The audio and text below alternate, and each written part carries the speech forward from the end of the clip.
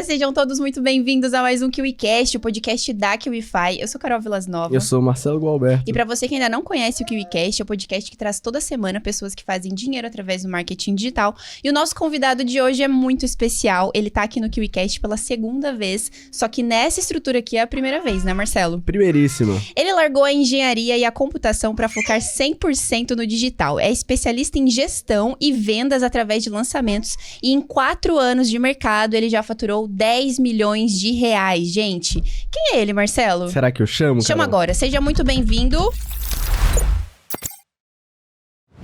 Alberto Soares. Vem pra cá.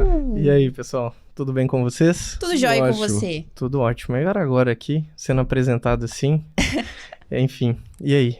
Vamos entregar bastante conteúdo aí. Segundo podcast, o primeiro... Ó, eles falaram pra mim não falar, pra mim não fazer nenhum anúncio, mas eu vou fazer. Assistam o primeiro, que o primeiro... Eu acho que tá bom, assim. Claro que foi tá. muito legal. Esse foi é um muito anúncio legal. válido.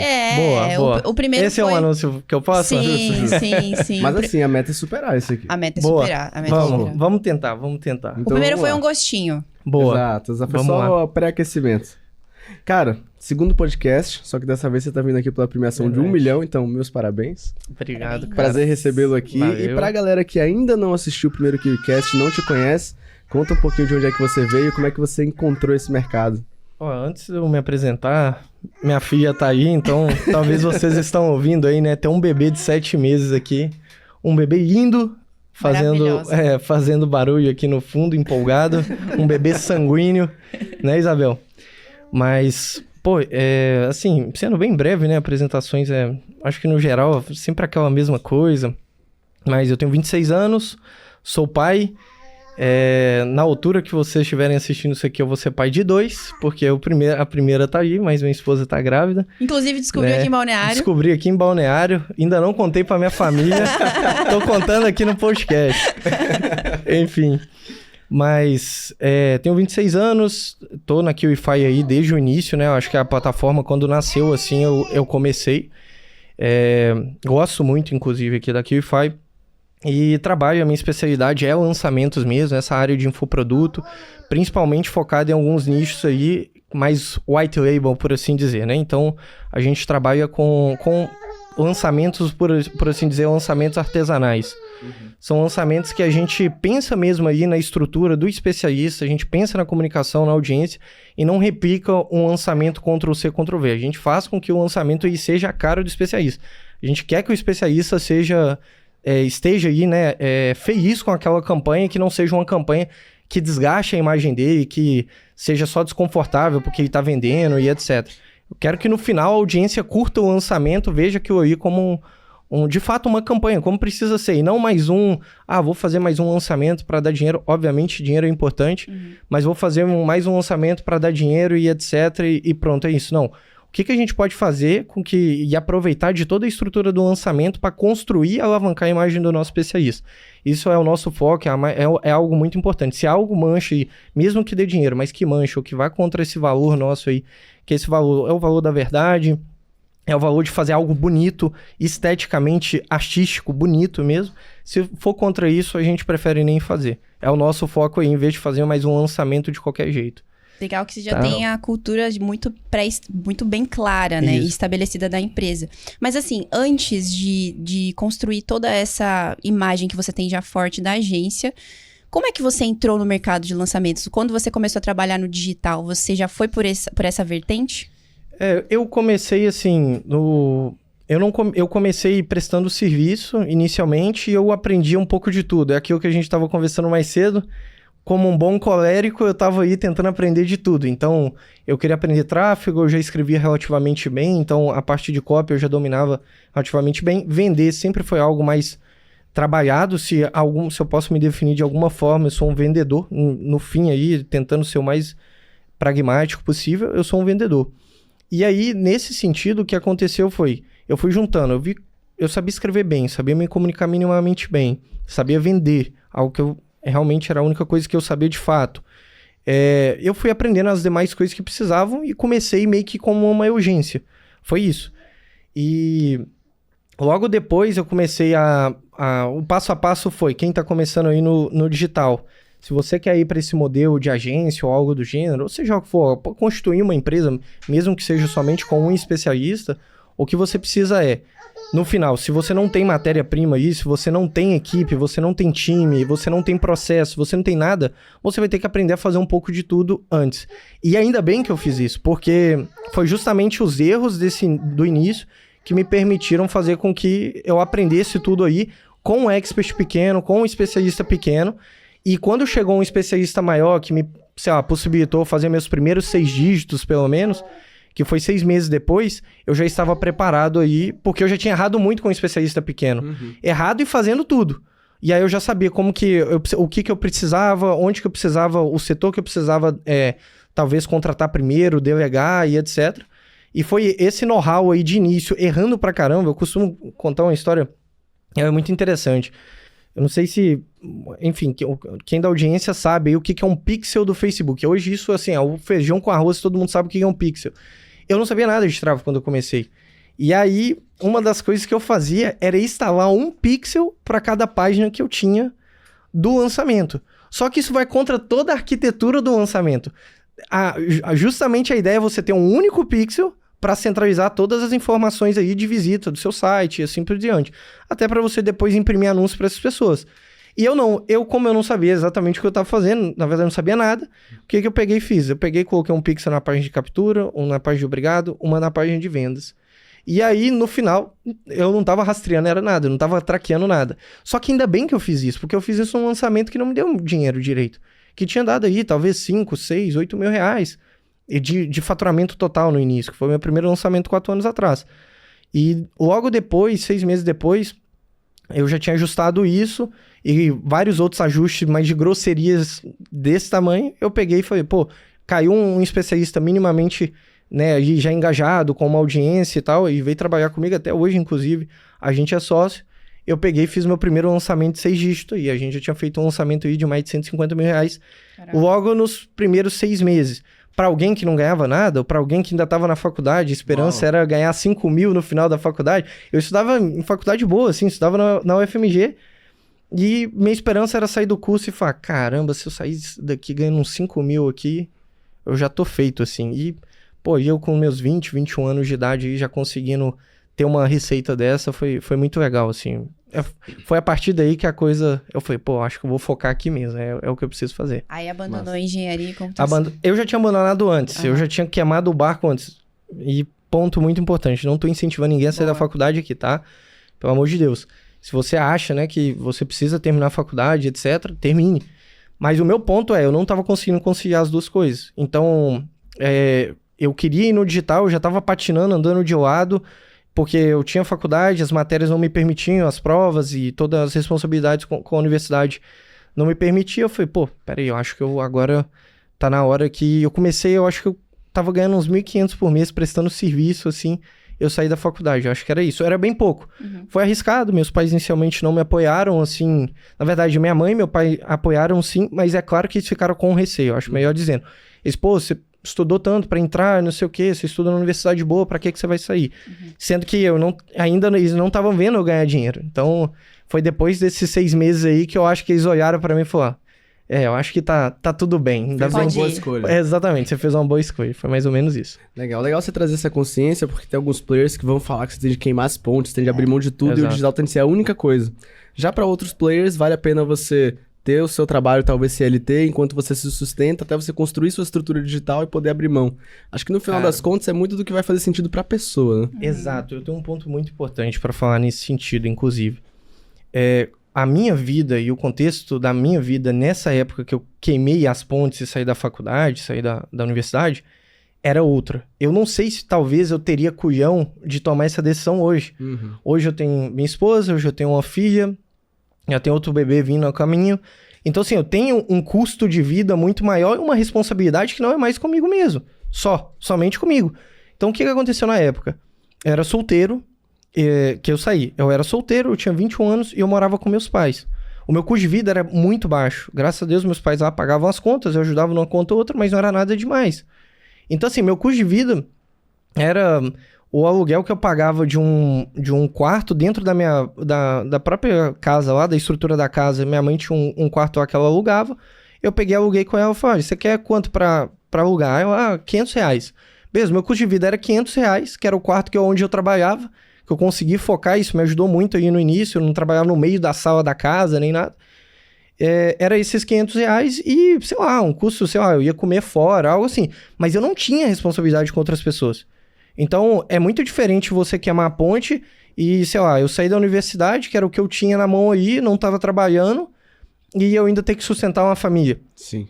Né? Então, tem que tomar cuidado. Isso vai muito como você disse, Marcelo, vai muito aí da vida aí, do contexto da pessoa. Se você é novo, você tem mais chance de arriscar agora e errar menos. Sim. Era o meu caso nessa época. Hoje eu não posso errar tanto. Se eu erro, isso vai ter consequências para minha família. Então eu não posso, eu teria que ser necessariamente hoje mais conservador nesse sentido, tomar menos risco. A hora de arriscar é a hora você tá no início. Não tô falando que você não deva arriscar se você tiver, né, mais velho aí, às vezes você tem família, você tem um contexto parecido com o meu, ou às vezes até, né, mais complexo. Não tô falando que você deva deixar de arriscar, mas talvez você tenha que ter uma reserva de emergência, né? Se alguma coisa sai do lugar, hoje eu recomendo, faz uma reserva de emergência de no mínimo 6 meses e o ideal de 1 ano. O que é uma reserva de emergência? Você teria os seus custos pagos, seus custos minimamente pagos, não tô entrando em luxos nem nada, não é iFood todo dia nem nada. O seu aluguel, a alimentação de sua família, a água, a luz, a internet, tem isso pago por 1 ano, pelo menos.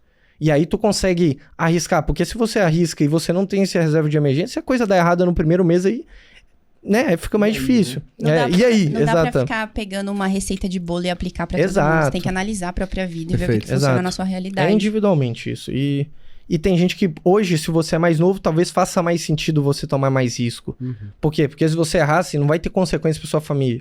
Hoje, ainda bem que eu tomei esse risco, né? De certa maneira, assim, foi bom pra minha família. Isso, pensando aqui 4 anos depois. Mas talvez não teria sido. É aquela coisa, né? A diferença entre o gênio e o louco é que o gênio deu certo. Sim. O louco ou o idiota e ele não deu certo. Então, poderia talvez também não ter dado certo, né? Então, é muito isso aí. E entra um caráter, assim, de sorte, que eu gosto de dizer que sorte é o nome civil da providência. Entra um caráter de sorte aí, de providência mesmo, assim. Aí, 6 meses depois eu consegui um especialista que me permitiu escalar e as coisas começarem a andar. Mas se eu não tivesse conseguido, e aí? Né?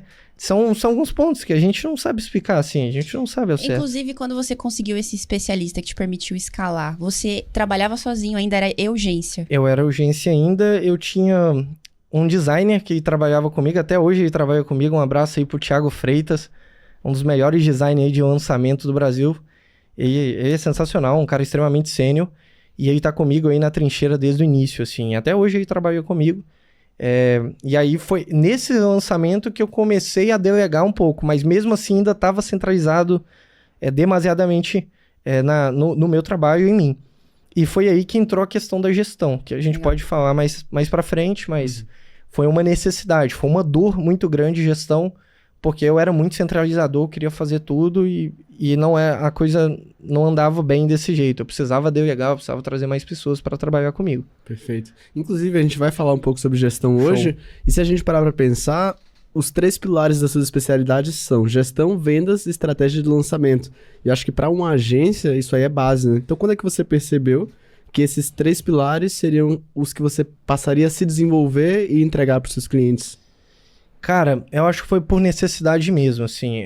A estratégia, ela tá... Se a gente for desdobrando, isso que você falou, pontuou como estratégia, é a questão de vendas, é a questão de... Na verdade, a vendas está intimamente ligado, mas é a questão de comunicação, de copywriting. Então, isso eu já via que, naturalmente, eu tinha aí comigo. Tem até um ponto muito importante aqui, antes de responder sua pergunta diretamente, eu vou dar um passo para trás e falar sobre inclinações naturais. Boa.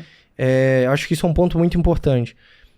A minha insistência na engenharia, a minha insistência na computação, aí, né, nessa parte mais de cálculo, assim, matemática, etc., era porque eu olhava para aquilo e falava, peraí, isso aqui vai me dar minimamente uma receita. E eu posso me desenvolver nisso. Mas eu não tinha uma inclinação natural a ser um bom analista, a ser um bom matemático, a ser um cara calculista. Essa não era a minha inclinação natural. Minha inclinação natural era vender.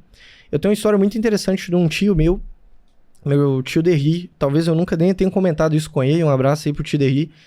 Ele ele chegou, quando eu tinha uns 14, 13 anos de idade, ele chegou e falou pra mim, olha, Alberto, por que você não começa a vender? Ele é relojoeiro e ele trabalha com relógios de marcas, de grandes marcas. Então ele trabalha com Rolex, com Patek, esses relógios bem caros. E ele tinha um amigo que ganhava muito dinheiro só vendendo e comprando relógio.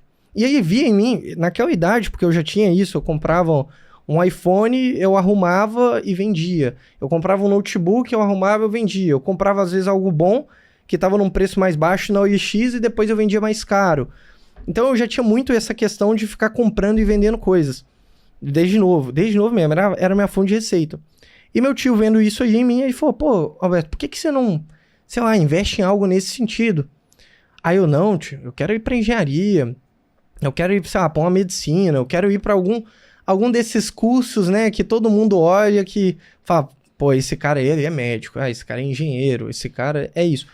Então, se eu tivesse ouvido meu tio, obviamente eu não tinha maturidade pra isso à época, mas se eu tivesse ouvido meu tio, eu tinha, nossa, meu caminho ele tinha sido muito menos tortuoso, ele tinha sido muito mais reto, assim, muito mais linear. Por quê? Essa questão da inclinação natural, eu já tinha percebido em mim que eu tinha uma certa facilidade para venda, que eu gostava. Então, assim, respondendo você, eu só fui meio que a questão da coprodução, a questão que depois foi se tornando sociedade, agência, etc., foi só meio que uma junção de algumas coisas que já aconteciam antes. Eu gostava de ler, consequentemente, também eu gostava de escrever. Eu sabia vender, porque eu já gostava de ficar comprando e vendendo coisas, então eu sabia como vender, como persuadir, como negociar. Eu também trabalhei como garçom por 3 anos antes. Na época da faculdade, eu precisava trabalhar de garçom. Era uma fonte de receita flexível, então o garçom aí, o que ele tem que fazer? Ele tem que tentar vender, ele tem que tentar convencer a pessoa.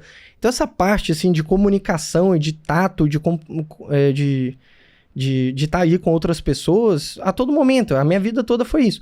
E aí, a parte de lançamentos foi só meio que uma junção, assim, as coisas foram se encaixando. Obviamente, eu não cheguei pronto, como eu disse.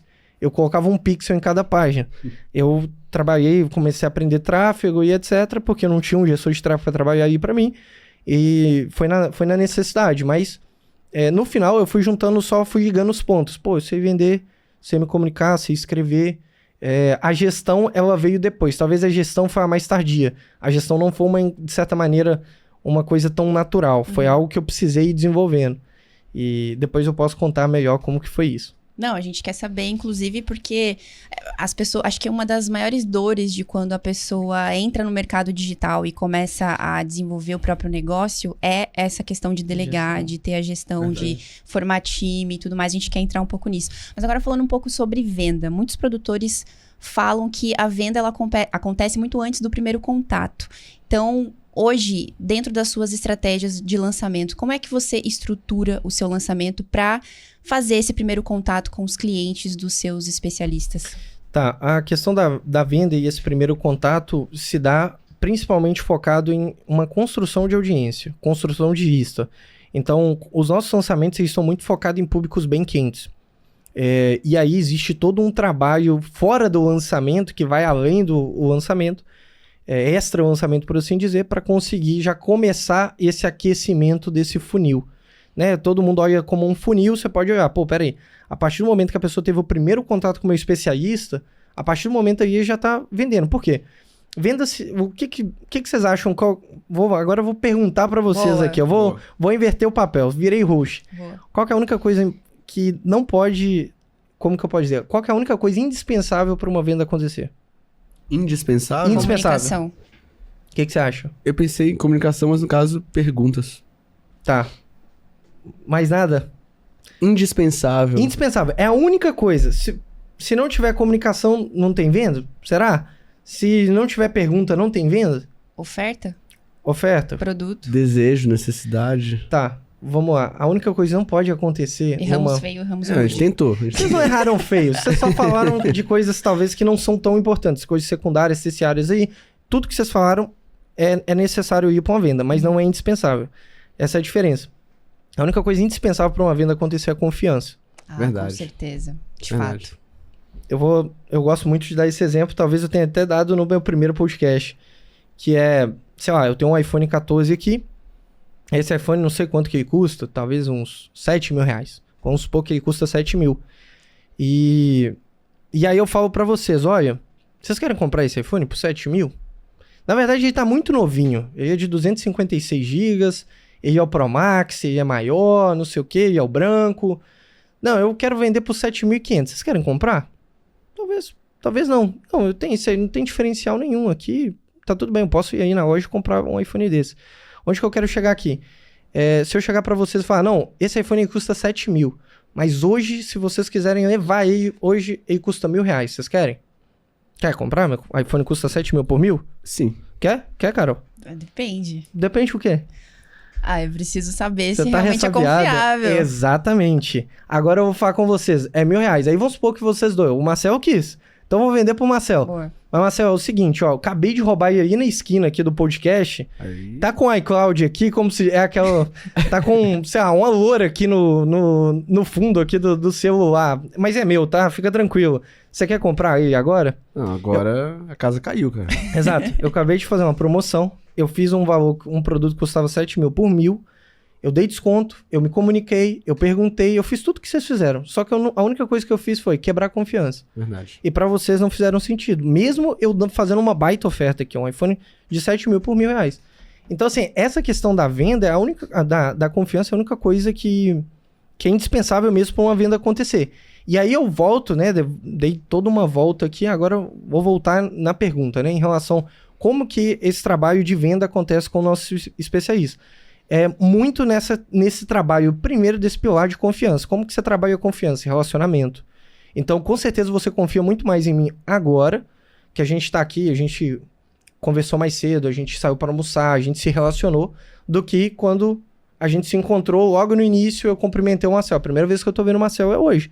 Então, hoje, com essas algumas horas que a gente teve antes do podcast, já eu construí algum relacionamento e talvez, beleza, eu não sou seu pai e sua mãe, você não confia em mim como eles, mas você confia minimamente em mim agora, né? Então, esse é o ponto. Esse trabalho de relacionamento é muito importante e crucial para o nosso especialista. E aí, tudo isso vem por meio do quê? Do conteúdo. E aí a gente tem várias estratégias para conseguir atrair essas pessoas, né? Construir essa base e, consequentemente, isso tudo que eu acabei de falar é simplesmente o que todo mundo chama de aquecer uma audiência. Eu tô aquecendo uma audiência para que lá na frente, investindo nisso, nesse relacionamento, em branding, em posicionamento, o nosso especialista e a gente tem um CAC menor, um custo por aquisição de clientes menor. Então, consequentemente, é um investimento em marketing, de certa maneira, que não é diretamente, talvez, num anúncio direto. É muito mais em toda essa parte por trás dos anúncios e que quando o anúncio aparecer para a pessoa já faça sentido para ela. Perfeito. Só que aí eu imagino que surge a dúvida na cabeça da audiência, que é, ok, eu preciso gerar relacionamento para aquecer essa audiência, para eu ter um custo por aquisição de cliente menor lá na frente. Mas quais são as estratégias que o Alberto usa para aquecer essa audiência? Tá, aí você tá querendo que eu abra a caixa preta. Vamos abrir tudo pra galera aqui hoje, não vai sobrar nada, cara. Assim, não tem muito segredo, sendo bem sincero, assim. Acho que a primeira coisa que é bem importante é você conseguir atrair essas pessoas.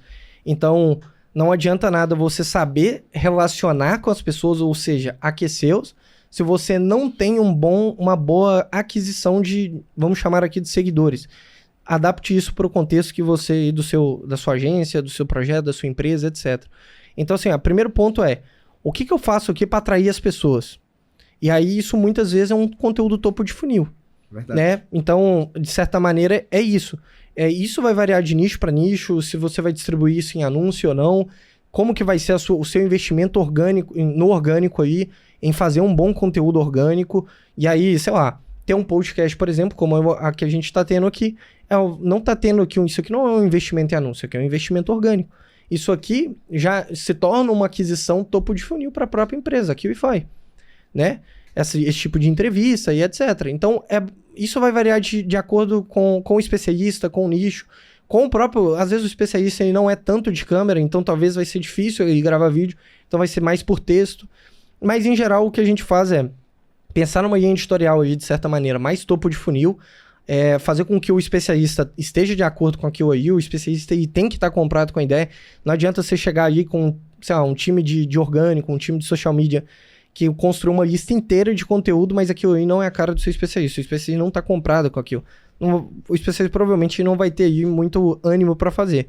Então é você conseguir vender bem a ideia e explicar esse passo. Pô, essa descoberta, esse topo de funil, depois você relaciona, depois você vende e no final você imprime anúncios também para as pessoas, que é o remarketing. O passo a passo do funil aí é basicamente esse, assim. Legal. Interessante, porque no digital a gente vê que muita coisa muda muito rápido. Principalmente quando se trata de estratégias, né? Então, o que estava funcionando há meses atrás, hoje já não funciona mais. Tem uma outra coisa ali que já está funcionando muito bem e você precisa usar. Então, de 4 anos para cá, o que você vê que, quando a gente pensa em vendas online, funcionava e hoje já não funciona mais? Principalmente dentro da estratégia de lançamento. Tá. Legal. Eu acho que é o seguinte, a gente está entrando, de certa maneira, numa nova era de lançamentos. Na verdade, estou falando de lançamento aqui, mas eu gostaria que todo mundo entendesse quando eu falo lançamento, isso se aplica em perpétuo, isso se aplica em assinatura, isso se aplica em qualquer campanha de vendas, no final. Antes, voltando, né? Então, o que você falou que eu acho que aconteceu de lá para cá, de 4 anos para cá, desde que eu comecei no mercado. Antes, todo mundo estava focado em comprar lead barato. Esse era o foco. E, sobretudo, ter uma escala nesses leads. Pandemia foi aí, era Black Friday o ano todo na pandemia, porque tava todo mundo aí com o celular na mão, dentro de casa, no ócio, aquela coisa toda. Então, era live com 150, 180 mil pessoas ou coisa do gênero. E as coisas foram mudando de lá para cá. Hoje, essa atenção, que talvez seja o maior, como se diz o Gary Vaynerchuk, que é a questão do Gary Vee, né? Que é a questão da atenção. A atenção é a moeda do digital. Hoje a atenção está muito mais escassa do que no período da pandemia. E aí, consequentemente, isso impacta diretamente nessa questão do lead. Tanto o custo por lead, a gente saiu de uma era que era procurando custo por lead baixo, de qualquer maneira. Então, você via pessoas comprando tudo quanto é tipo de tráfego, de frio a morno a muito quente. Você comprava de qualquer jeito e lançava para as pessoas, sem olhar muito aquele conjunto de pessoas que você captava. Olha, peraí, eu acabei de captar 100 mil pessoas, tá? Qual que é a unidade dessas pessoas? O que elas têm realmente interesse? O que faz sentido para todas essas pessoas? Será que todas essas pessoas elas estão qualificadas para comprar o produto que eu vou oferecer? As pessoas não davam muita atenção a isso antes. Por quê? Porque o lead era barato. Então você comprava muito e não olhava muito para a qualidade daqueles leads para aquilo que você ia oferecer.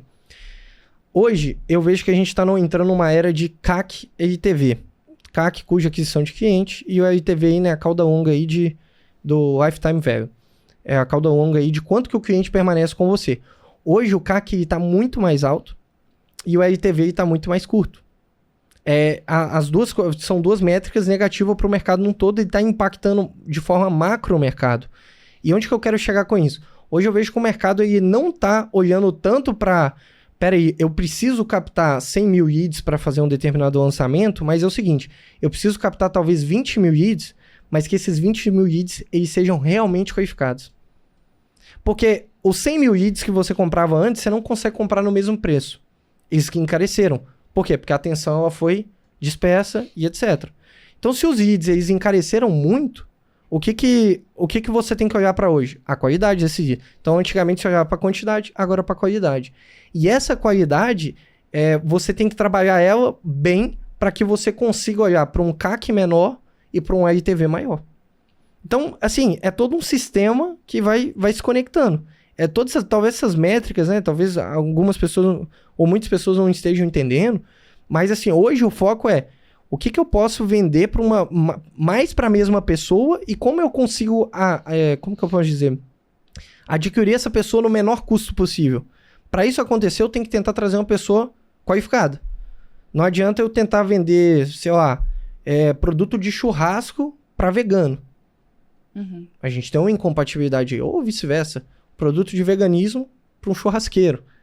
Né? Então, era isso que acontecia antes. Antes estava todo mundo... Peraí, eu vou lançar um curso de churrasco. Peraí, eu vou captar vegetariano, vegano, carnívoro, churrasqueiro, sei lá, galinha, todo mundo aí. Vou captar todo mundo que aparecer aí, que tem um e-mail, tem um nome, a gente vai colocar para dentro do lançamento. As coisas não são mais assim. Se você faz isso, você desperdiça muito dinheiro. E aí, para mim, eu acho que o ponto-chave é você construir um time de dados na sua empresa.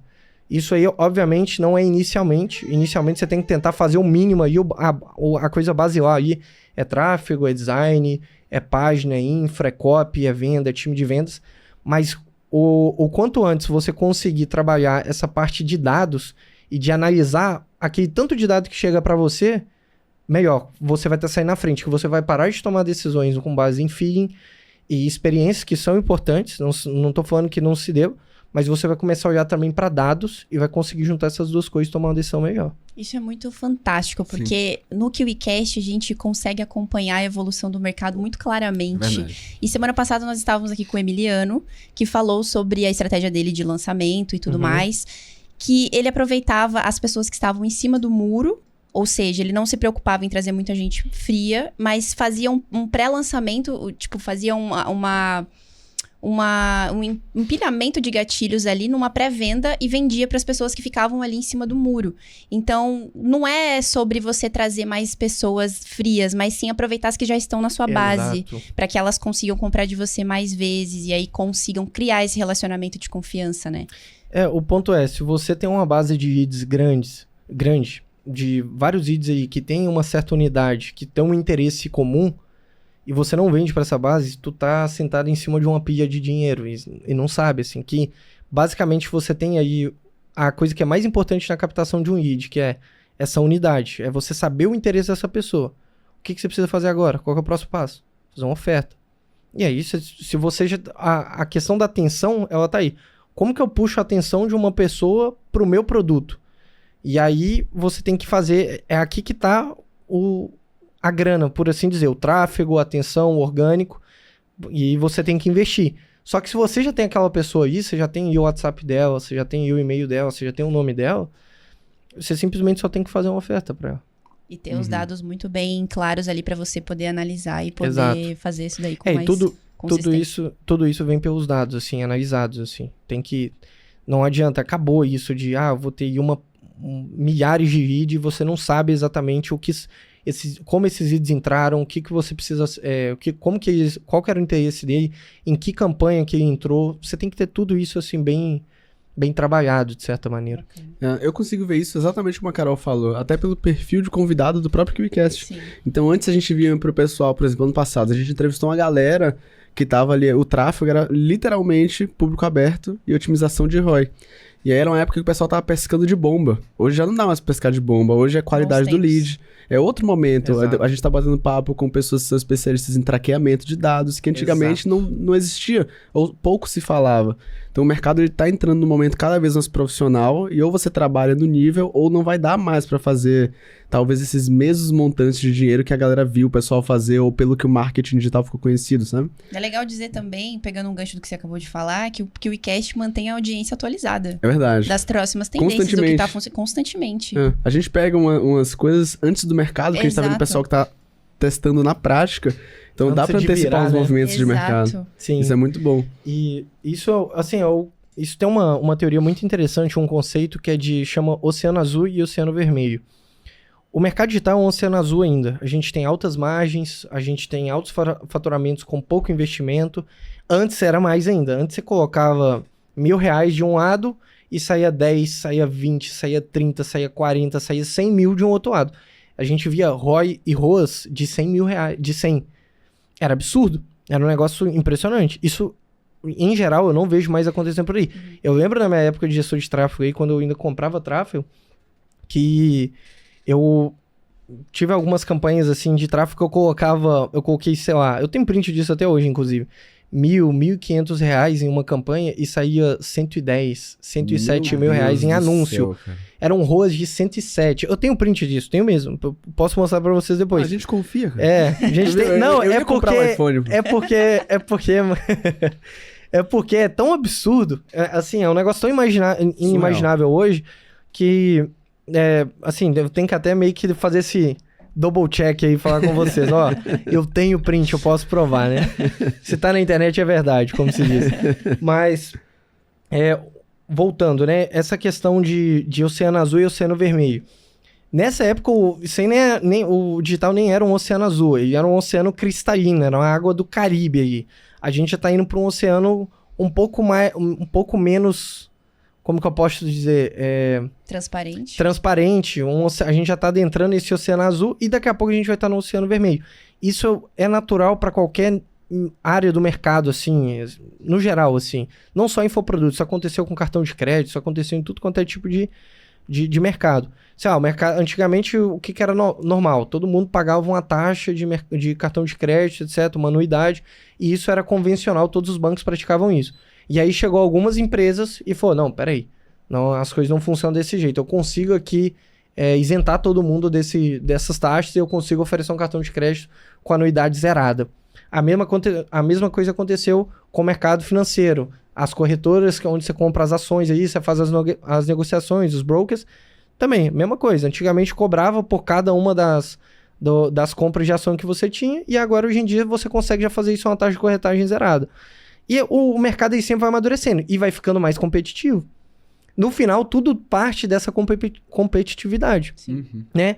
E aí é o Oceano Azul, algo que era fácil, que tinha um ROI muito alto, uma margem muito alta, um risco menor, etc., vai se tornando um Oceano Vermelho, né? Hoje o mercado digital ainda é um grande Oceano Azul, é uma baita oportunidade. Desconheço uma oportunidade melhor para quem está começando do zero, para ganhar dinheiro em escala e começar a crescer um negócio. Não tem nada melhor do que o digital, assim. Eu concordo. Ô, Alberto, você tocou num ponto aí bem no início do podcast sobre lançamentos artesanais. Esse é um tópico, uma fala que eu não tinha ouvido ainda, não, lançamento artesanal. E é legal porque bate naquela tecla de que não existe uma fórmula, né? Você tem de criar uma estratégia alinhada para o produto ou serviço que você está vendendo. Ainda assim, eu imagino que existem estruturas semelhantes, independente do negócio, do produto ou serviço. Então, no que se trata de ferramentas, das ferramentas que você costuma utilizar nos lançamentos, quais delas você vê como indispensáveis e pode recomendar para a audiência? Quando você fala ferramenta, é ferramenta mesmo, assim? O que é? De infraestrutura digital. Então, por exemplo, hoje o pessoal usa muito ferramenta de automação para recuperação de vendas. Isso. Ou talvez um CRM. Por exemplo, o Emiliano Solés, ele usa o Notion para estruturar todo o funil dele. Ficamos impressionados. O Notion, ele automatizou tudo no Notion. Fez um funil muito claro, né, de Kanban em fileiras. Legal. Mas enfim, então, dentro da sua estrutura de lançamento, quais são as ferramentas essenciais para que funcione? Cara, acho que o primeiro ponto é isso, talvez você tenha um pouco repetitivo, mas o lançamento ele não começa no dia da captação, ele começa quando o nosso especialista está produzindo conteúdo junto com o time. Então esse é o primeiro ponto. Se o especialista ele não está produzindo conteúdo, ele não está aquecendo aquela audiência, é difícil você ter um lançamento grande, um lançamento aí engajado, senão vai ser aquele lançamento meia bomba, aquele lançamento meio morto, que ninguém... Assim, vai aparecer alguns leads aí no CPL, você vai colocar uma montanha de dinheiro em tráfego e você vai ter pouco resultado aí, uma pouca performance, uma taxa de comparecimento, de show-up num primeiro CPL, por exemplo, baixa. Então, assim, o primeiro ponto é essa questão de produção de conteúdo, que vai estar intimamente ligado à questão de produção de desejo, construção de desejo. Quando você está produzindo conteúdo, você está mostrando aí que você é uma autoridade no assunto, que você sabe o que você está fazendo, independente do nicho, você já está automaticamente, inconscientemente, você já vai estar construindo desejo. Isso aqui é o 80-20 da coisa. Ferramenta de recuperação, ferramenta de, sei lá, o ChatGPT, como que você aplica a inteligência artificial no lançamento. Tá, tudo isso de certa maneira ajuda, mas isso ajuda na performance do lançamento. Não ajuda necessariamente na substância, no essencial do lançamento. O essencial do lançamento é essa parte de construção de desejo, que está intimamente ligada à construção de conteúdo, a produção de conteúdo que está intimamente ligada à construção de audiência. Então, assim, é uma coisa que está ligada à outra. Se você pula essa etapa e tudo isso que eu acabei de falar, você ignora isso e fala, eu vou ter o melhor design do mundo, o melhor copywriter do mundo, eu vou ter a melhor infraestrutura do mundo, o melhor recuperador do mundo, o melhor time de vendas do mundo. Tá, você tem tudo isso. Você só não tem o mais importante, o 80-20, o diferencial da parada, que é essa parte da produção de conteúdo e aquilo aí de forma intencional para construir desejo. Não é produzir conteúdo de qualquer jeito. É você olhar para sua audiência e falar, peraí, como que eu consigo ajudar essas pessoas? Eu acho que tem um ponto muito importante que a gente meio que desligar essa chave de automatismo, assim, de vou fazer tudo no automático, vou fazer... Não, calma. O que eu posso... Olhe para as pessoas, olhe para sua audiência como pessoas, e não como um número, uma estatística. Olha para aquilo aí e fala assim, peraí, Então, tanto tem, sei lá, vamos supor que tem 50 mil pessoas aí que é a audiência da pessoa. Como que eu posso ajudar essas 50 mil pessoas? É isso que você tem que se perguntar. É um exercício, assim, de presença, de você olhar pra si mesmo e falar assim, pô, peraí, como que eu... Essas pessoas, elas são pessoas reais, de carne e osso. Elas estão aí esperando alguma coisa que eu posso, de alguma forma, ajudá-las. Como que eu olho pra essas pessoas, assim, olhar como... Não como um número, olhar pra... Obviamente, gente, não tô descartando a ideia de você analisar números. Pô, tava enfatizando isso aqui agora. De você construir um time de dados, de inteligência. Mas, antes de você fazer isso, como que eu olho para as pessoas como pessoas de carne e osso e como que eu posso ajudar elas para que, consequentemente, eu construa desejo nelas. A construção do desejo já tem que vir como uma coisa mais natural e não como uma coisa artificial. Uhum. Né? E não é só... igual eu falei, se você ignora tudo isso, tu vai para uma oferta direta. Aí você tem que botar muito dinheiro em tráfego, você tem que você tem que fazer muitas vezes um marketing apelativo, tu tem que às vezes faltar com a própria verdade e falar, não, isso aqui resolve isso, isso, isso. Opa, peraí, será que resolve mesmo? Será que você não tá forçando uma promessa só para vender mais? Então a gente tem que pensar nisso. Agora, quando você faz essa produção de conteúdo, pensando, né, aqui eu tô falando no contexto de lançamento, etc. Se você faz toda essa produção, acabou você... E bem direcionado, de uma forma intencional, olhando para aquelas pessoas e falando, pô, eu posso ajudar essas pessoas nessa parte aqui, eu posso ajudar nisso aqui, eu posso ajudar nisso aqui. Acabou. Aí você vai estar fazendo aquilo e intencionalmente, é claro que entra aí você tem que ter uma certa malemolência de venda, de persuasão e tal, mas isso é só cereja do bolo. O conteúdo por si só, a forma como o que você vai entregar para essas pessoas é o mais importante. É porque ela já chega ali para você meio que vendida por toda a entrega que aconteceu desse despejo de conteúdo, né? O ponto é, exatamente, o lançamento ele não começa no CPI e nem na captação, ele começa na produção de conteúdo. Então a pessoa já chega comprada. E é tão verdade isso que eu conheço pouquíssimos cases, assim, pô... Tô nos bastidores aí de vários lançamentos, acompanho, etc. Lançamentos grandes, 7 e até 8 dígitos. E eu conheço poucos lançamentos que dão certo em termos de público frio. Só no público frio. Se você bota na conta aí, no CPL, no conteúdo pré-lançamento, né, nas lives, o público frio para vender somente na live é difícil. É muito difícil. Tanto que a taxa de conversão é muito baixa nessa parte de público frio. E às vezes nem se paga. Se você investe muito em público frio para captar essas pessoas via anúncio e as pessoas não conhecem o seu especialista, não conhecem aquela pessoa que está aí, é difícil muitas vezes você vender. E aí, toda essa parte de aquecimento, ela entra justamente para diminuir esse CAC, que são as pessoas que são pessoas orgânicas, quentes, etc. Eu vejo que a galera também tem usado uma estratégia de levar a galera para os público frio, né? Para um grupo de WhatsApp, e dentro desse grupo de WhatsApp ainda rola o aquecimento. Então, não tem como você vender totalmente no frio através de um lançamento, porque você vai precisar aquecer ela de alguma forma. Se vai ser através de produção de conteúdo para poder quebrar a objeção, ou se vai ser dentro de um grupo de WhatsApp só para falar do conteúdo. Ou vai ser numa call, Exato. Muitas vezes de venda. Tudo, mas isso vai de encontro que você falou, Carol, com o que a gente lá no início falou? Relacionamento, Sim. Confiança. Sim. De algum modo, ninguém compra de alguém que não conhece. Uhum. Né? Então, é por isso que às vezes a gente vê, sei lá, um cantor sertanejo fazendo uma propaganda pra, sei lá, pra um frigorífico.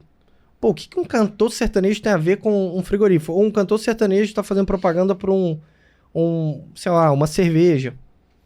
Por que funciona no final? E por que essas empresas gastam milhões de reais em cima disso? Porque o cantor de sertanejo, de certa maneira, ele tem um relacionamento com aquelas pessoas. E é o que a gente chama de autoridade delegada. O cantor sertanejo, ele tá delegando a autoridade dele. O que tá acontecendo exatamente aqui no podcast agora. Se você olha pra QIFI, de fato, a QIFI é uma grande empresa, automaticamente eu tenho uma autoridade delegada da QIFI pra minha imagem do Alberto. Olha que interessante isso. Sim. Né?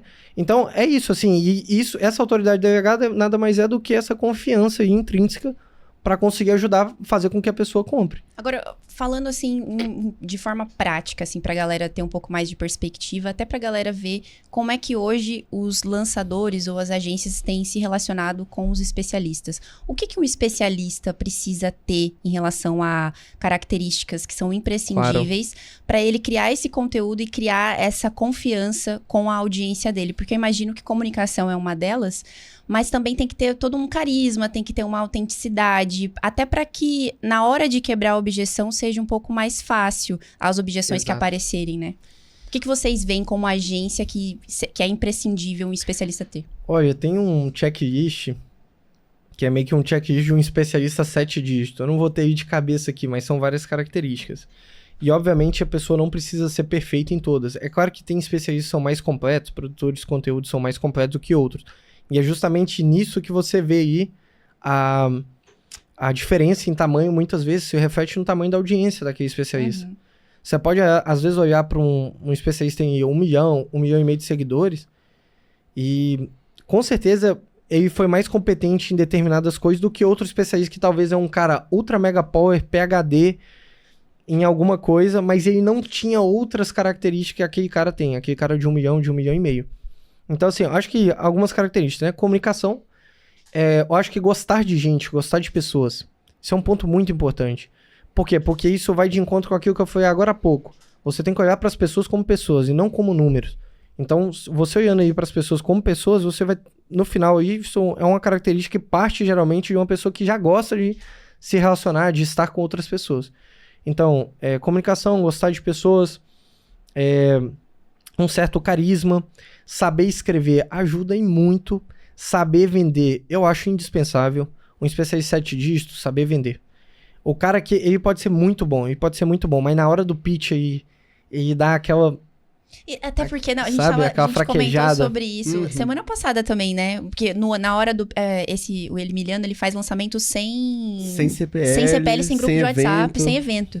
Aí a gente ficou com essa dúvida, né? Porque na hora do pitch, precisa ter uma energia ali, você precisa colocar os gatilhos certinho, contar a história com empolgação, vender, né? O lançamento pode ir por água abaixo no pitch. Exato. Exatamente.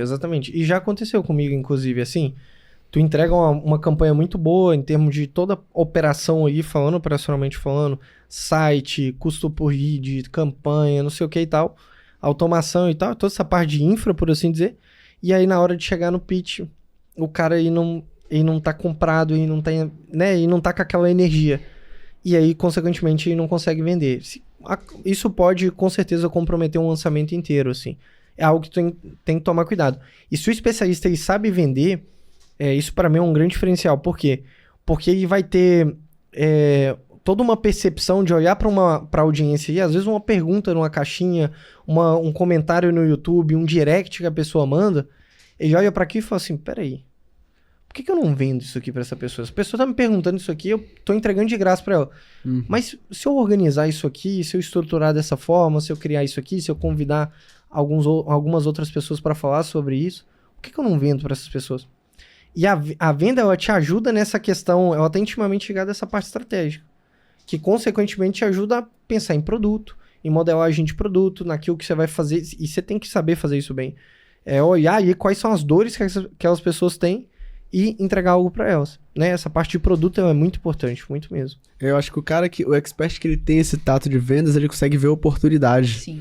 Ele vê uma caixinha, ele já sabe que dali ele pode extrair algo. Ainda. Diferente de uma pessoa que precisa do estrategista para cara, faz isso aqui. Exatamente. Faz a diferença. Quando o especialista ele tá aí, ele já tá acostumado a olhar aí para uma determinada pergunta ou qualquer mensagem que chegue para ele nas redes sociais dele e transformar aquilo aí em um determinado produto, é só esse start inicial. Eu acho que o grande ponto é esse, de tipo assim, essa virada de chave.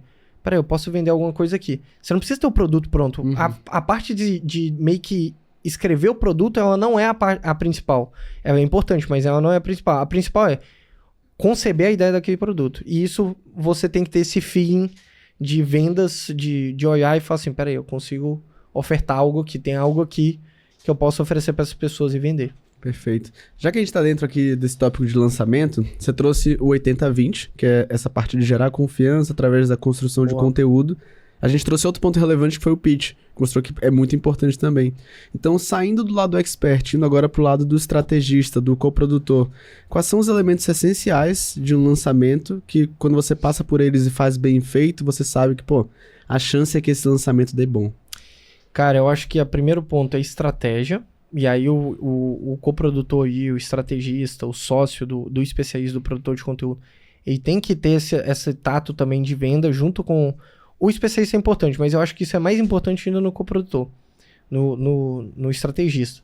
Por quê? Porque ele tem que ter esse tato de venda, de olhar e falar assim, pô, vamos desenhar um produto aqui para esse especialista.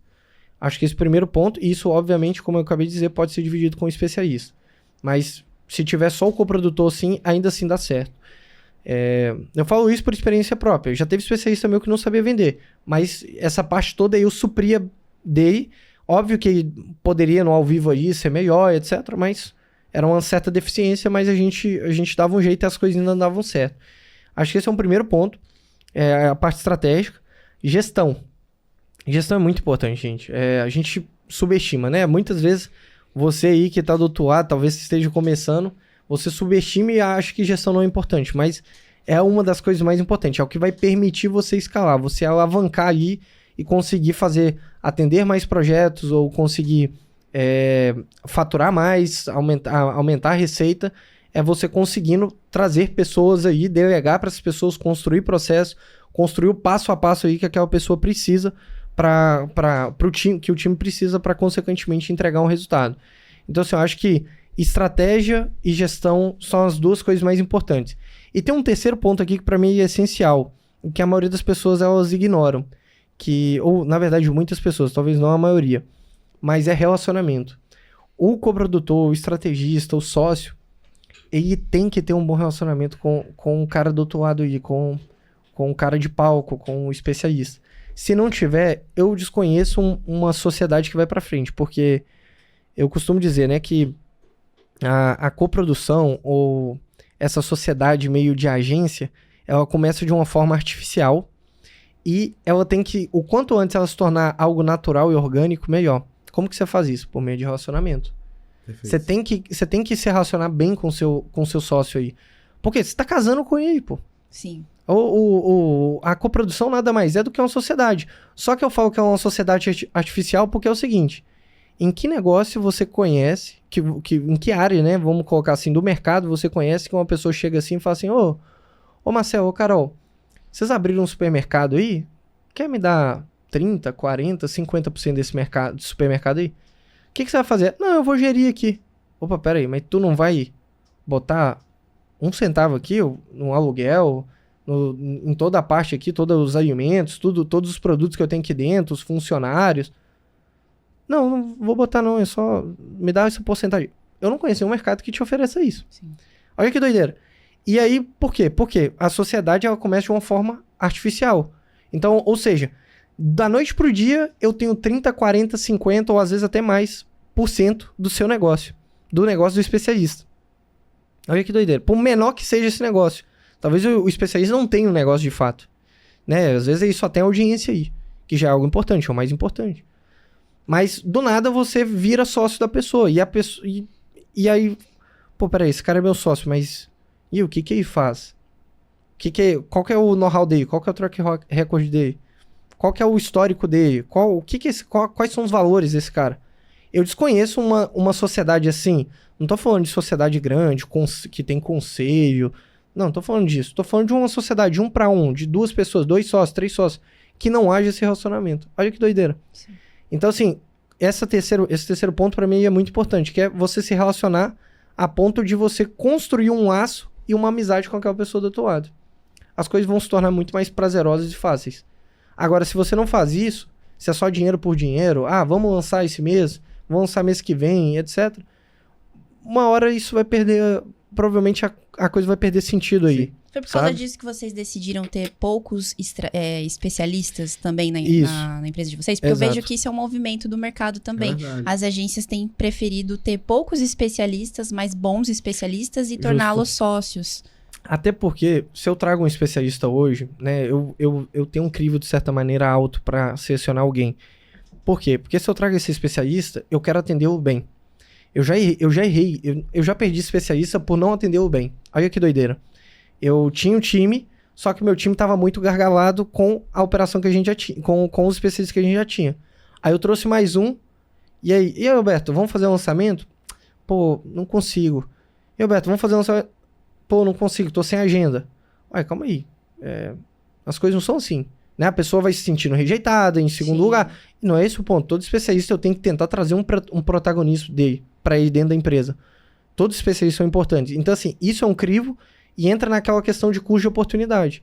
Se eu trago um especialista hoje para dentro da empresa, eu tenho que expandir meu time, eu tenho que treinar mais pessoas, os meus processos, cada pessoa que entra dentro da empresa, os processos ficam mais complexos. Então, assim, será que vale a pena trazer mais um especialista, trazer outro? Hoje, eu estou aberto a novos especialistas, mas eu tenho que olhar uma série de coisas, não é só, tem uma audiência aqui de X mil seguidores, peraí. Isso não é, eu tenho todo um custo de oportunidade. Também tem questão de valores, de nicho. Tudo isso é importante para mim. Mas eu não vendo qualquer coisa, eu não vendo qualquer nicho. Eu não trabalho com nichos considerados blacks, nichos que prometem e não entregam aquilo que prometem. Então isso para mim tudo entra numa questão de valores mesmo, de valor da verdade, sobretudo, que para mim é muito importante. Mas eu tenho que olhar para toda essa questão operacional. Não é só ficar... E aí que eu acho que muita agência se perde. Que eu nem gosto de chamar de agência, assim, talvez seja uma agência de negócios e não uma agência de lançamento, porque eu olho num 360 pro especialista, eu quero fazer evento presencial com ele, se esse especialista tivesse, sei lá, até possibilidade de fazer livro, a gente faz livro, igual tem um especialista nosso, o Dr. Pacheco, e tem um livro. Então, a gente ajuda nesse processo de lançamento de livro. Fazer presencial, fazer evento presencial, que isso ajuda, fortalece aí o branding pessoal, também a própria conexão com a própria audiência, assinatura, perpétua, a gente faz um tanto de coisa. E o próprio lançamento. O lançamento é só um canal, assim, de aquisição. De receita, melhor dizendo. Então, assim, tudo isso eu tenho que levar em consideração. Será que eu consigo entregar esse 360 que eu entrego para os meus especialistas atualmente, se esse cara entrar? Beleza, se ele entrar, qual que é o tempo de onboard, vamos chamar assim, de rampagem? O que eu, trocando em miúdos, pessoal, qual que é o tempo que eu vou levar para conseguir fazer com que esse especialista comece a performar e comece, né, a tracionar com o time que eu tenho atual? Será que o meu time atual atende esse cara? Talvez não. Então eu tenho que... É um custo de oportunidade, eu tenho que fazer... uma balança. Eu tenho aqui um especialista novo, um novo canal de receita, etc. Desenvolver ele e tal. Mas do outro lado eu também tenho toda uma questão operacional e de gestão que é muito importante de eu levar em consideração. E aí eu tenho que ver, se essa parte aqui ela pesar mais, ótimo, esse especialista aí tá dentro. Se essa parte aqui ela pesar menos, a parte operacional e de gestão, ela pesar mais, aliás, e o especialista menos, aí eu não consigo atender o especialista. Perfeito. Entendeu? Acho que eu respondi, né? Não, com certeza. Tem toda uma análise para não perder a qualidade na entrega. Exato. Agora, assim, quando a gente fala de lançamento, diferente do perpétuo, é um lançamento acontece em momentos determinados, né? Tipo, tem momentos-chave para abrir o carrinho e fechar. Então, quando que você decide dentro da agência, da sua agência, qual é o momento certo para lançar para cada especialista? Tá, isso depende muito é uma peculiaridade do próprio especialista. Tem especialista que ele permite, seja pelo nicho, seja pela produção de conteúdo dele, é um cara que, assim, produz 50, 100 stories por dia. A audiência dele provavelmente vai crescer mais rápido, e, consequentemente, eu vou conseguir fazer mais lançamentos. Agora, se é um especialista mais devagar, um cara que produz menos conteúdo, é um cara que a todo momento você tem que estar aí, produz conteúdo, não sei o quê, a audiência não está crescendo, aí eu vou ter que ter um volume de lançamentos menor. Porque provavelmente todo lançamento ele tem um custo operacional para ser feito. Seja da própria equipe e ferramentas, seja do próprio tráfego que tu tem que investir. Se eu faço vários lançamentos ao longo do ano e esse cara ele não tem uma audiência, vamos chamar assim, que cresça proporcionalmente ou cresça mais do que o volume de lançamentos, por assim dizer, eu não consigo fazer vários lançamentos com ele no ano. Ou então eu vou começar a tomar prejuízo se eu fizer vários. Mas aí tem algum indicador que você olha pra saber que, tipo, cara, por exemplo, sei lá, comentários de Instagram. Tem algo que você meio que metrifica? Uma KPI, assim, né? Sim. Exato. Ou é o feeling? É mais feeling, cara. Talvez seja um erro meu, inclusive. Eu poderia estar metrificando isso melhor. Inclusive, Gustavo aí, que é do nosso time de dados, se você estiver assistindo, vamos começar a metrificar isso melhor. Porque, basicamente, essa questão aí do volume de lançamentos, ele está intrinsecamente ligado ao aquecimento, ao engajamento da audiência e como ela vai crescendo. Então, por exemplo, se você lança um produto, sei lá, uma turma X, a turma 1 de um produto X. Se você lança em janeiro e você vai lançar esse mesmo produto X em fevereiro, peraí, será que eu tive um volume suficiente de pessoas novas para estar vendendo o mesmo produto, aí uma estratégia que me ajuda muito a gente aqui é sempre estar diversificando, é o que o pessoal costuma chamar de esteira de produto. Eu não chamo de esteira de produto, eu chamo de diversificação de produto, porque não necessariamente é uma esteira linear, bonitinho, que vai subindo de degrau em degrau. Basicamente eu ter vários produtos e eu consigo vender diferentes produtos de forma sequencial num lançamento. Então eu faço um lançamento em janeiro, sei lá, daqui 2 meses eu consigo fazer um outro lançamento. Só que eu não vou estar vendendo necessariamente com o mesmo ângulo pro pessoal de janeiro. Eu vou estar vendendo um outro produto para a mesma audiência. E talvez eu consiga vender para essas pessoas de novo. Então vai ter gente nova que entrou nesse período e vai ter até o pessoal antigo que talvez não tenha comprado ou que comprou, eu vou conseguir vender para ele de novo. Algum produto talvez complementar, um produto mais completo, um produto mais básico. Então assim, a gente tem essa diversificação de produto que nos ajuda a ter essa rotatividade alta aí para estar lançando várias vezes por ano. Então todo mês a gente tem vários lançamentos rodando. Legal. Entendeu? E essa parte que eu vejo que a galera fala muito também, acho que a galera do PLR, talvez, ano passado falou bastante disso. Você falou aí que é muito de um feeling, né? Você entender baseado em quanto um expert produz de conteúdo, quanto ele tem de engajamento com aquela audiência, você calcula quantos lançamentos dá pra fazer. Mas tem também, por exemplo, um observar do mercado, por exemplo, tendências ou sazonalidade que você usa pra escolher esse momento de venda? Cara, sim.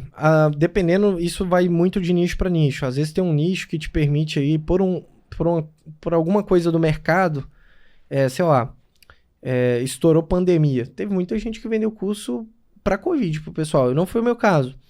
E eu, obviamente, não tô atacando. Mas teve gente que, sei lá, um médico. Um médico que era especialista em vírus, ele poderia vender alguma coisa aí, um topo de funil. Como se prevenir, um curso aqui, um passo a passo de como se prevenir para evitar aí pegar um Covid da vida. Sei lá. Então, existe algumas coisas que a gente pode olhar para o mercado mesmo, aproveitar essa sazonalidade aí. Aqui é a teoria do cisne negro, assim. São eventos que a gente não... Essa teoria do cisne negro basicamente é o seguinte. É um escritor, o Taleb. Ele fala que ele é bem conhecido, né? Ele que cunhou aqui o termo o antifrágil. Ele fala o seguinte, ele fala que um cisne negro é aquele evento que você não consegue premeditar, você não consegue prever, e aí vai acontecer. Por que é cisne negro? Porque até um tempo atrás, eu não sei te falar exatamente quanto, mas a ciência só conhecia cisnes brancos. E aí, de repente, apareceu um cisne negro. Isso mudou todo o estudo da ciência. Todo estudo era baseado em cisne branco. Aí do nada apareceu um cisne negro. Ou seja, esse cisne negro foi meio que um evento inesperado. Foi um animal inesperado nesse caso.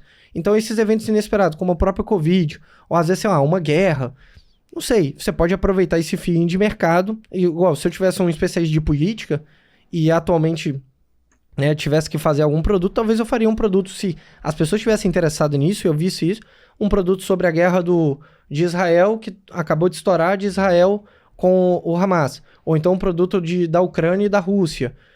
Ou um produto sei lá, China e Estados Unidos, possíveis guerras, Terceira Guerra Mundial.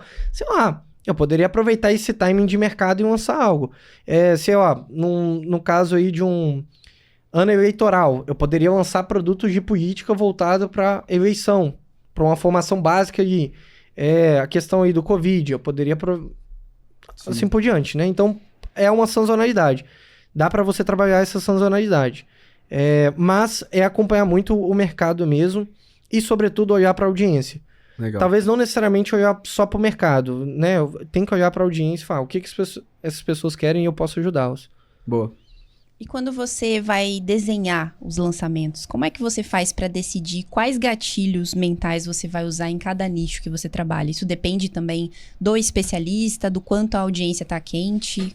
Como é essa parte? Então, eu não trabalho necessariamente pensando na estrutura de gatilhos mentais. Na verdade, eu tenho até uma certa aversão a isso, de olhar e falar assim, vamos usar gatilho XYZ. Não. Os gatilhos têm que ser uma consequência de uma cópia ou de uma comunicação bem feita. Então, por exemplo, tem o gatilho que todo mundo fala, né? O gatilho da escassez. Bota aí o gatilho da escassez. Não, peraí. A minha oferta ela vai durar até dia X, ou então ela vai ter um desconto até dia Y, e consequentemente isso tornou um gatilho da escassez. Eu não vou deixar ela aberta, até porque isso faz parte aí da estrutura do lançamento. Né? Então, Isso é um exemplo, por exemplo. Eu não penso em gatilhos. O gatilho, muitas vezes, é a consequência daquilo que eu tô entregando. Ou escrevendo, ou comunicando. Agora, em termos assim, de como que a gente, né, desenha o produto, é muito olhando primeiro para a audiência. Aí eu vejo algo aí, o passo a passo eu vejo algo aí, opa, acho que tem algo interessante aqui. Ou então o próprio especialista chega e apresenta para mim. A gente vai, conversa, faz uma reunião, ou mais se precisar. Conversa, acho que a gente pode trabalhar nisso. Uma coisa importante também, a gente olha para os formulários das pessoas que já compraram o nosso produto anteriormente. Isso entra muito nessa parte de dados, a gente está procurando melhorar cada vez mais, que é o quê? É você saber, às vezes você já tem vários lançamentos feitos com aquele especialista, quer vender um produto novo, um produto que você nunca vendeu. Só que, peraí, o que as pessoas que geralmente compram desse especialista, elas querem? Aí tu tem lá todo meio que um histórico. Por quê? Porque você rodou uma pesquisa anteriormente, uma coisa extremamente simples de fazer. Uma pesquisa talvez de satisfação, uma pesquisa de conhecimento de perfil do cliente. Aí você, eu tô aqui, tô no produto que foi lançado antes. Por causa disso, disso e disso. Eu quero entender isso, isso e isso. Tá. Será que eu consigo aproveitar algo nisso aqui para trabalhar? Porque assim, se você erra a oferta, é difícil. Basicamente, você pode fazer o melhor lançamento do mundo em termos de operação e infraestrutura, com os melhores vídeos, arte, cópia, etc. Mas se você errou a oferta, acabou. Não tem como você vender algo que é aquele exemplo, né? Por mais tosco que ele seja, mas é verdade. Você tá vendendo aí, tá errando a oferta o quê? Sei lá, tá vendendo um produto de churrasco para um vegano. Não tem como. Ou o contrário. Então, essa parte de desenho de oferta, de produto, ela se dá muito olhando para a audiência e conversando aí com o seu especialista, com o seu produtor, ou com o produtor, para entender melhor o que ele pode também entregar. Que aí também entra um outro ponto, que você tá pensando em algo, mas talvez ele não consiga entregar aquilo. E aí que começa aquelas promessas forçadas, falsas, que muitas vezes você vê na internet. E que eu acho que não deveria acontecer. Então, peraí, vamos prometer A, B e C, módulo XYZ, tal, mentoria X. Tá, você consegue entregar isso? Consigo. Ótimo, então vamos prometer isso aqui. Então a gente vai prometer, sabe, eu chegar e falar assim, se aplicando tudo que eu tô falando aqui, você vai aprender a fazer os primeiros 6 dígitos. Tá, será que eu tô entregando tudo que pra pessoa fazer os primeiros 6 dígitos? Não sei. Eu não tenho certeza disso, né? Eu poderia, talvez pensando aí numa mentoria individual com a pessoa, talvez, ou um acompanhamento individual, eu conseguiria. Mas talvez num único podcast, talvez não. E aí que começa aquelas promessas forçadas e tal, que é complicado. Que é complicado. Dá pra pensar que o trabalho que uma pessoa usa para fazer uma VSL para público frio pode ser o mesmo que ela usa para criar conteúdo CPL para um público dela? Só que daí ela tá aquecendo a audiência ali, dela. A audiência dela, exatamente. Criando relacionamento de fato. Exatamente. Assim, pensando de uma forma intencional na audiência dela, eu acho que faz muito sentido, sim. Sem dúvida, uma VSL, qualquer coisa. Uma VSL, um vídeo de vendas, assim. É claro que a VSL ficou muito comum no mercado de tráfego direto, né, e etc. Mas você pode pensar nessa estrutura de VSL para lançamento. Sim. Só que, olha como que as coisas são diferentes. No tráfego direto, se você erra uma palavra aí, se você erra um contexto, se você erra uma imagem naquela VSL, aí você vê lá no Analytics da coisa, a audiência cai. Porque você falou algo errado. Agora, no ao vivo não, no lançamento não. A pessoa vai olhar para aquilo aí, tá, beleza, isso para mim não serve, mas todo o resto serve. Vou continuar, vou permanecer. Então, assim, é uma pessoa muito mais pronta e propensa, né, para comprar. Só que, e, consequentemente, você não precisa de um volume que uma VSL precisa também de tráfego direto para conseguir se pagar. São modelos de negócio, assim, na verdade são modelos de receitas diferentes. São diferentes, mas que podem trabalhar muito bem juntos, inclusive, né? Serem complementares. Não tem problema, não necessariamente anula o outro. Exato. Né? Exatamente. E sobre o lançamento, você tocou em 2 pontos no que se trata, entre aspas, né, de métricas que são essenciais, que é o CAC, custo de aquisição por cliente, e o LTV, que é o Lifetime Value, quantas vezes aquela pessoa continua comprando de você, uma vez que você passou da primeira venda com ela. Então, falando agora de pós-lançamento, você tem uma estratégia para fazer com que aquela galera que comprou se mantenha engajada e você tenha uma retenção desse público? Porque eu percebo que na galera de oferta direta, eles perdem muita audiência. Sim. A galera passa ali e uma vez que saiu dali, não vê mais aquele lead.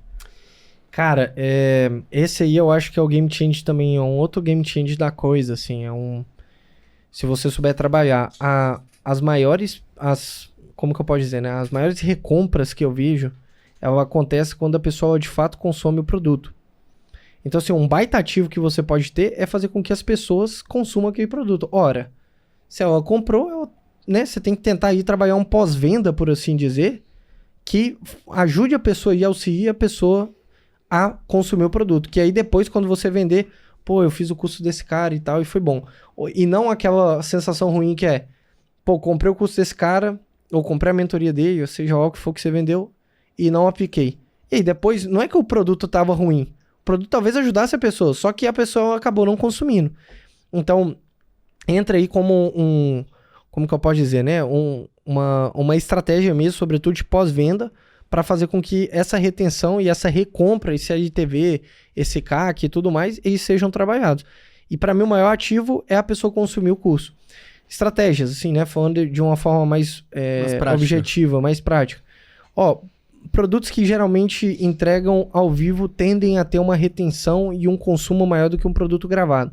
O produto gravado aquele produto que você pega e já entrega ele todo pronto. Não.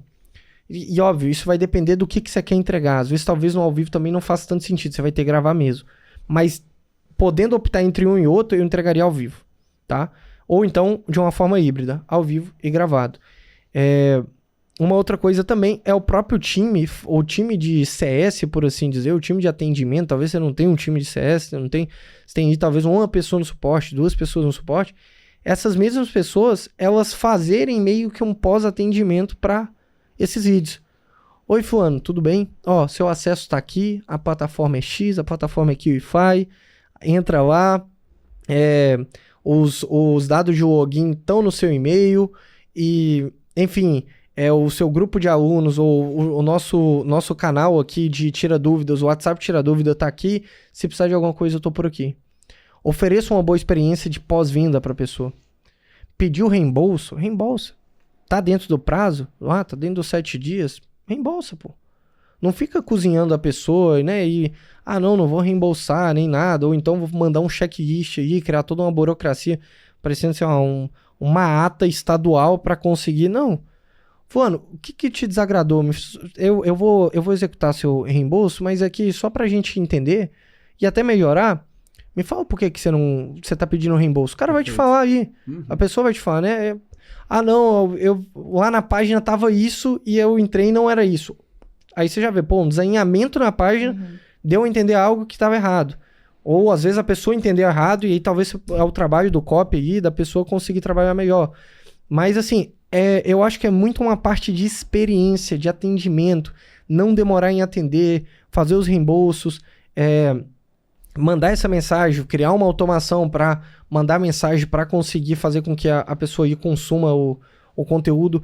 Talvez programar uma mensagem, isso também a gente não fez, mas a gente vai implementar em breve, que é começar a disparar uma mensagem se a pessoa ela não estiver consumindo o conteúdo. Olha que doideira. A pessoa está inativa na área de membros. Tem, sei lá, uma semana que ela não entra na área de membros. Ela comprou o curso, entrou uma vez e não entrou mais. Aí eu crio uma automação que oi, fulano, tudo bem? É o seguinte, eu vi que você não entrou na nossa área de membros há 1 semana, 2 semanas. Tá acontecendo alguma coisa? Você tá precisando de ajuda? E etc. Eu tô passando aqui só para te lembrar, os módulos já estão disponíveis, as gravações estão disponíveis. É meio que ter esse carinho, esse tato, assim, né? Com o cliente tá tudo bem, tá precisando de algo. É isso, assim, eu acho que é um ponto, assim, de pensar na experiência do cliente pós-venda. Legal. Isso vai ajudar já, sabe? Boa. Eu acho que algo também que faz parte, talvez deva fazer no modelo de negócio que você segue, é o debriefing depois que o lançamento acontece. Sim. Você faz debriefing? E Fazemos. Se sim, quais são os dados que você analisa para poder otimizar num próximo? A gente sempre olha o debriefing, isso é uma estrutura de um queridíssimo amigo e mentor, o Felipe Gobi, um baita gestor aí, o Gobi e o Hugo. Eles, eu me baseio muito na estrutura que ele me ensinou, que é você olhar para as coisas do lançamento e classificá-las de 3 formas. Um sinal, pensa num semáforo de trânsito, um sinal vermelho, um sinal amarelo e o sinal verde. O sinal vermelho é aquilo que você isso não deve acontecer, foi classificado como sinal vermelho, isso não deve acontecer numa próxima campanha, de forma alguma. Sinal amarelo, atenção, vamos tentar melhorar. E sinal verde, vamos continuar, vamos replicar isso aqui para outras campanhas. É isso. Então a gente sempre procura classificar dessas 3 formas, dessas 3 maneiras. E os dados em si são tudo quanto é tipo de dado. Óbvio, a gente tem que priorizar, mas cada time vai analisar os dados do seu time, da sua área. Então, assim, se você é design, você vai analisar aí as suas artes. Será que o CTR, a taxa de clique foi maior? Né? Então, vamos analisar. A área de design vai ter que entrar, a área de criação vai ter que entrar com isso. Se você é copy, será que teve mais views os vídeos dessa? Agora, se você é do suporte, você é da venda, será que teve muito atendimento de suporte? Teve mais ticket ou menos ticket? Teve mais venda por meio do suporte ou menos vendas? Então, você vai vendo tudo isso, você vai analisando, cada área vai ter isso, suas métricas, por assim dizer, você vai estabelecê-las. E aí é importante que o debriefing seja feito, né? O debriefing é o quê? Essa análise de tudo que aconteceu, seja boa, seja ruim. É importante você fazer isso com o time inteiro e, se possível, também trazer o especialista. Legal. O especialista olhar para aquelas pessoas e falar, pô, tem um time por trás aqui, né? A maioria das pessoas trabalham aí de home office, né? Tem um time remoto.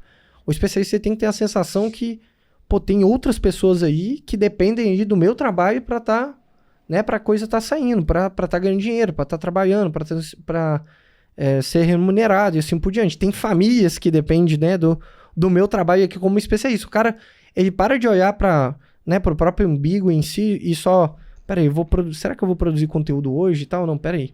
Pô, eu tenho uma folha para pagar, eu tenho várias pessoas que dependem da minha produção de conteúdo, de todo esse start inicial para que consigam trabalhar. Então, acho que isso é muito importante, o especialista tá aí no debriefing, ele olhar o que foi feito, o que precisa ser melhorado, muitas vezes a parte dele também, e operacionalmente também, todo o time aí, toda a operação é muito importante. E a estratégia também, né? A gente também tem que sempre estar olhando aí, falando, pô, o que eu preciso melhorar, o que eu preciso ajustar. Boa. Super necessário um debriefing, né? Muito mesmo. Aqui a gente passou um pouco sobre vendas, um pouco sobre lançamento. Vamos falar do terceiro pilar, gestão. Boa. Gestão foi a última habilidade que você desenvolveu, né? Acho que veio na necessidade ali dos lançamentos crescendo, a agência crescendo. Acabou que teve de aprender, imagino que na marra. Acho que deu certo, porque hoje você tem uma equipe com 15 pessoas. Sim. Tu já tá gerenciando um grupo remoto, aí... remoto, inclusive. Então... Não muito diferente da QIWIFI. Sim. Majoritariamente remoto. E eu queria entender quais são os desafios de gerir uma equipe desse tamanho. São 15 pessoas, eu imagino que deva dar um trabalhinho, né? Cara, não é um time tão grande, né? É um time, de certa maneira, enxuto. Como eu disse, se eu trago mais uma pessoa pra dentro da empresa, eu acho que na QIWIFI também isso... Eu acho que a QIWIFI poderia ser muito maior. Eu me lembro do dia que eu tava conversando com o pessoal responsável pela tecnologia de vocês, eu falei, qual que é o tamanho do time? Eu falei, o time tem X pessoas. Eu falei, só? Né? Ou seja, é um time muito enxuto, muito eficiente, muito sênior. E toda vez que você traz mais uma pessoa para dentro aí, né, da sua empresa, a complexidade da sua empresa aumenta. Sim. A complexidade dos processos aumenta. A complexidade da comunicação aumenta. Então, assim, eu olho para a contratação e vejo, pô, peraí, é necessário? Se for de fato, é realmente necessário? Então, esse é um primeiro ponto. Agora, como que faz para gerir nessas 15 pessoas? Comunicação assíncrona, ou seja, ter uma comunicação muito bem azeitada, ter princípios de comunicação. Ou seja, não é mandar um exemplo de comunicação assíncrona. O que é comunicação assíncrona? Trocando em miúdos. É uma comunicação eficiente no final, sobretudo remota. Então, sei lá, eu trabalho na QIWIFI e preciso falar alguma coisa com o Marcel. Aí eu chego no Marcel e falo assim, oi Marcel, tudo bem? Aí o Marcel, só isso? Aí, tudo bem, Alberto? Cara, tô precisando de uma ajuda. Na QIWIFI já tá puto. Exatamente. Se é com o Felipe, ele já manda o processo de comunicação assíncrona. Eles têm um processo na QIWIFI exatamente disso. Esse processo aí depois vem falar comigo. Cara, exatamente. Pera aí, tudo bem? Tô precisando de ajuda. Tá, fala aí. Ah, cara, não. Acabou, pera aí. Oi, Marcel, tudo bem? Tô precisando de ajuda nisso aqui. Você pode me ajudar? Eu tenho até X horas. Ponto. É uma coisa muito direta, muito pragmática. Então, pra coisa funcionar, tem que ter isso. Essa comunicação bem alinhada e bem ajustada. Acho que comunicação assíncrona é a coisa mais importante nesse sentido, nesse desafio de gerir remotamente. Acho que tem algumas reuniões, né? Isso vai variar de empresa para empresa, né? A gente sabe como que a QIFI é. Então, a gente estava até conversando sobre isso mais cedo. Mas o que me ajuda muito também, de certa maneira, são as dailies. As dailies ajudam muito. E eu olho para as dailies como de certa maneira, uma ineficiência ainda nos meus processos. Por quê? Porque eu preciso de uma reunião para alinhar tudo com o pessoal. Diariamente. É uma reunião curta, de 15, 20 minutos no máximo, onde de forma muito objetiva a gente reúne aí com o time, separadamente, com cada time da empresa, setor, e fala, olha, são 3 perguntas básicas. O que você fez ontem, o que você tem para fazer hoje e o que você está precisando de ajuda. Só isso. Então a gente vai fazendo essas days. Só que se os processos estivessem muito, né, sendo muito transparente com vocês, se os processos estivessem muito bons, muito redondos, talvez eu nem precisaria dessas days. Com certeza. Porque tá tudo lá no processo, pô. Tá tudo explicado. Então as days hoje se tornaram meio que o nosso, né, uma forma aí, a nossa muleta para estar ajudando na gestão. Eu quero melhorar isso. Para mim, quanto menos reunião, melhor. Significa que, né, se as coisas estão saindo bem, significa que os processos estão bem azeitados, que a comunicação assíncrona está bem aplicada, que o time está se entendendo no final. Mas eu acho que daily ajuda muito essa questão aí dos processos bem azeitados e também o one-on-one com liderados. O que é o one-on-one? É você ter uma reunião aí com uma pessoa e você dá feedback para essa pessoa e essa pessoa dá feedback para você. Reunião muito rápida, muito objetiva. Eu sou o líder do Marcel. Pô, Marcel, cara, me fala uma coisa, como que eu posso te ajudar? Tem alguma coisa que está te incomodando na empresa? A gente meio que descarregar o copo. O copo ele vai enchendo, né? Às vezes aí a operação tá estressada, tá com muito trabalho, tem alguma coisa que não tá saindo como a pessoa achava que deveria sair. E aí, como se diz, né? O copo aí vai enchendo. Chega um momento que esse copo derrama. Com aquela, como se diz, né? Foi a gota d'água, o copo derramou. Então, a one-on-one, ela serve para esse copo não encher e derramar. Perfeito. Aí eu chego na pessoa e aí? E aí, fulano, tudo bem? E aí, Lucas, tudo bem? Cara, me fala, como que eu posso te ajudar? Como tá sendo como tá o trabalho? E isso mostra uma preocupação da minha parte na qualidade de trabalho daquele meu colaborador, daquele meu funcionário. Então, assim, eu como líder, né, eu tenho que estar aí com meus liderados, eu tenho que estar fazendo isso. E dentro aí das suas respectivas áreas, os outros líderes também têm que fazer o one-on-one. Então, de forma geral, acho que daily, one-on-one e processos bem azeitados e um bom calendário também, assim, olhar, fazer um planejamento trimestral, semestral, anual, quadrimestral, talvez, depende aí do modelo da empresa e tal. Olhar, fazer um calendário, assim, mais macro, eu acho também é muito importante, ajuda muito, assim, você ter uma visão do todo. Igual, se vocês chegarem pra mim e falar, Beto, sei lá, vai ter vai ter um novo festival aí da QIFI em dezembro, você consegue vir? Ou você poderia vir? Eu vou olhar meu calendário, vou ver como é que eu vou estar, eu vou olhar como que tá o time e tal, eu consigo ver tudo. Sei lá, agora a gente tá gravando, né, tá próximo de dezembro, mas sei lá, em julho do ano que vem, aí eu vou ter todo o meu calendário lá, eu já vou saber. Acho que dá. Igual a gente tava programando uma viagem, eu e minha esposa, né, a gente tava programando viajar pra fora, pro exterior. Aí a gente quer viajar até ano que vem, no primeiro trimestre do ano que vem. Tá, como que a gente vai estar nesse período? Como que a empresa vai estar? Né, então, eu tenho que olhar pra isso, eu tenho que ter esse calendário. Esse calendário ele meio que me mapeia de forma geral. É claro que as coisas podem ir mudando à medida que o tempo vai passando, mas ele ajuda muito, assim, a ter essa noção de como que a empresa vai estar no momento, o que vai ser feito, qual que é a complexidade, o número de campanhas, de lançamento, o que a gente vai estar fazendo. A gente percebe também, quando a gente fala de gestão, um dos maiores desafios dos gestores pra iniciantes dentro de um negócio digital é motivar a equipe, principalmente quando se trata de a galera que trabalha home office. Você tem algum tipo de processo para fazer essa galera ficar motivada e engajada com o plano da empresa? Sim. Eu acho que isso é Nossa, isso é papo aí para horas. E eu acho que isso varia de acordo com, né, com a realidade aí da empresa de cada pessoa. Mas eu acho que, assim, o primeiro ponto é as pessoas estarem... os colaboradores estarem comprados com os projetos que você tá aí trabalhando. Isso é um ponto muito importante. Se a pessoa não acredita naquilo, ela vai trabalhar de forma desmotivada. Então, se ela não acredita naquilo que você está vendendo, que você está prometendo, ela vai trabalhar aí meio que, vou fazer só meu arroz com feijão, meu mais do mesmo aqui, o básico que eu puder, e vai entregar alguma coisa meia boca. Agora, se você já trabalha com projetos que de fato fazem sentido para aquele time de pessoas, o time aí vai trabalhar muito mais feliz. Né? Então, pô, estamos elevando, sei lá, estamos elevando o nível de tal... Sei lá, vamos supor que eu tenho um especialista de mercado financeiro. E o cara, de fato, é um bom especialista. O time todo vai olhar e vai falar assim... Você souber, obviamente, vender aquilo aí pro time. Pô, a gente tá transformando o mercado financeiro brasileiro, o pessoal de pessoa física, as pessoas vão estar investindo, vão estar saindo do rentismo, vão estar saindo aí da renda fixa e vão estar trabalhando aí com a renda variável, vão estar ganhando mais dinheiro, vão estar protegendo seu patrimônio. Sei lá, isso tudo já, você saber vender isso pro seu time já ajuda muito.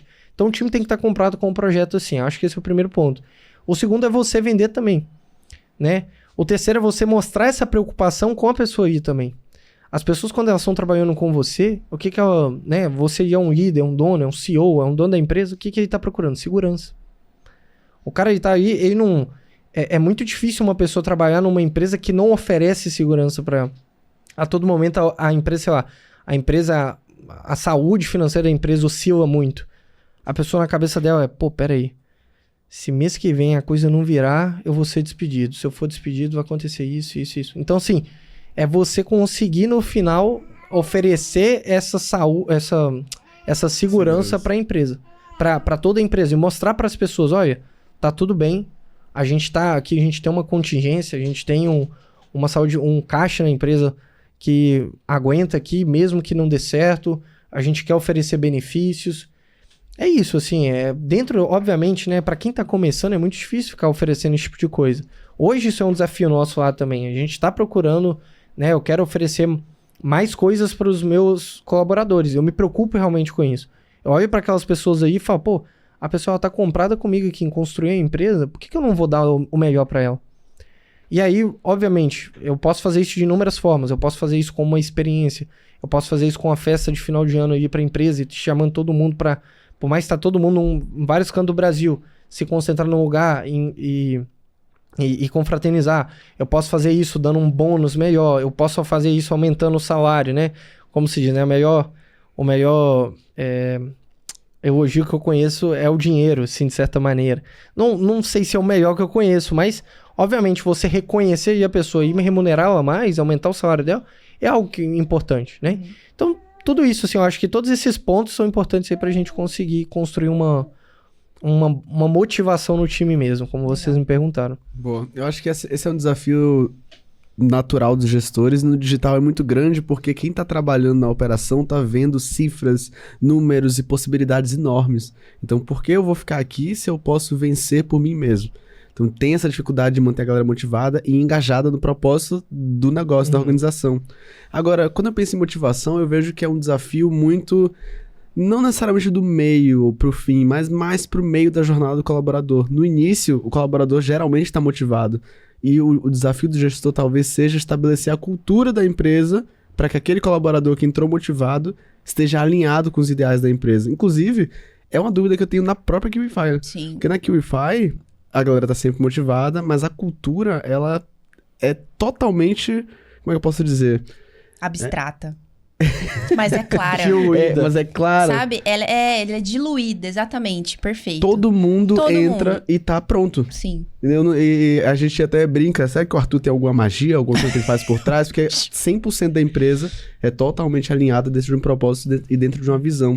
Então, como é que você faz para estabelecer essa cultura e garantir que os ideais vão ser passados para todo mundo que tá ali se permitindo trabalhar com você? Cara, eu acho que isso começa antes aí da pessoa estar trabalhando, né? Na contratação. É você olhar para a pessoa e fazer um bom alinhamento de expectativa na contratação. Legal. Eu acho difícil, de certa maneira, uma pessoa que já tem uma cultura, às vezes até antagônica, que vai contra aquilo que você gosta, o que você prega dentro da empresa, ela mudar.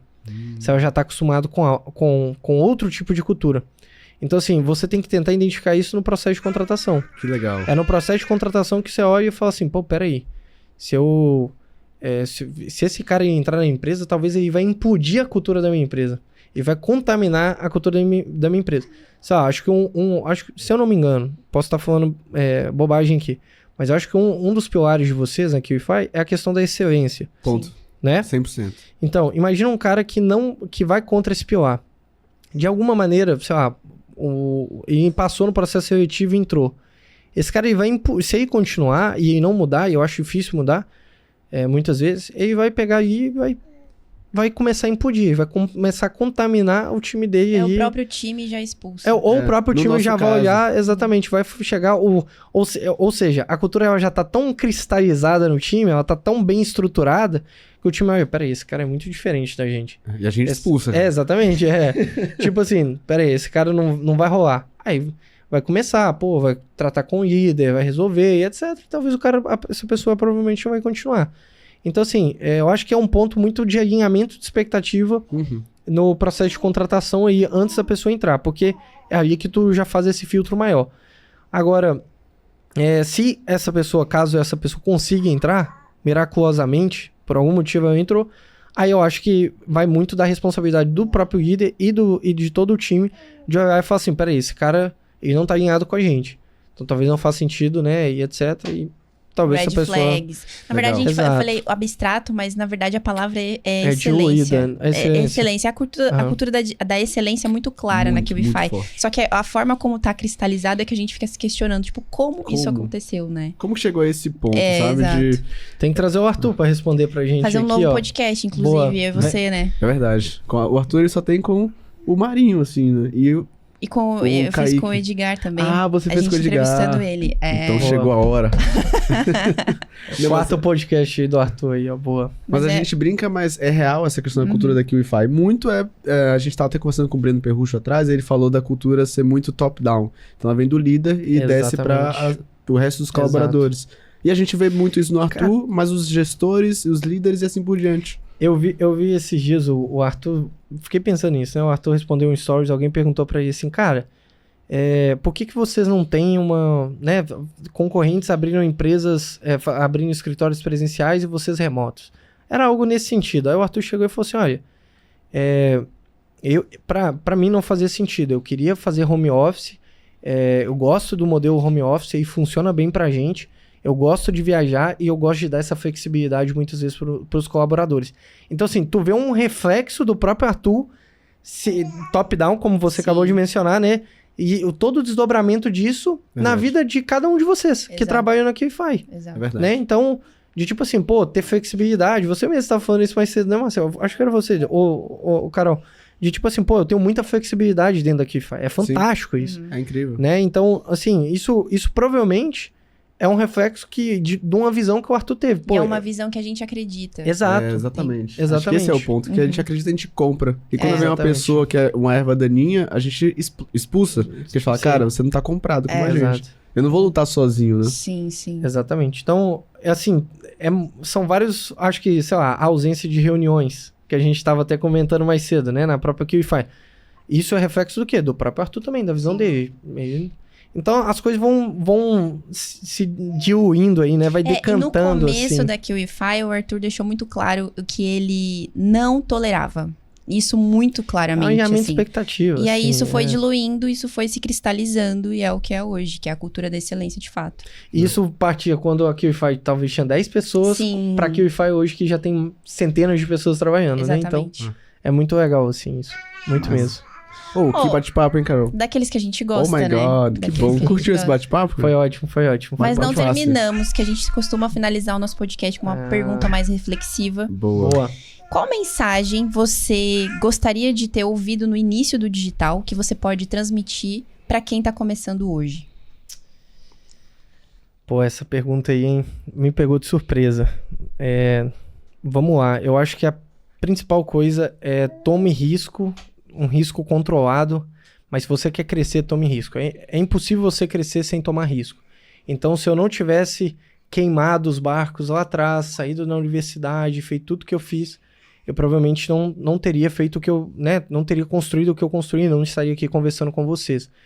Então, acho que é uma das coisas mais importantes que, para mim, foi ter tomado risco. E, como eu disse, isso já foi uma das primeiras coisas que a gente tratou aqui dentro do podcast.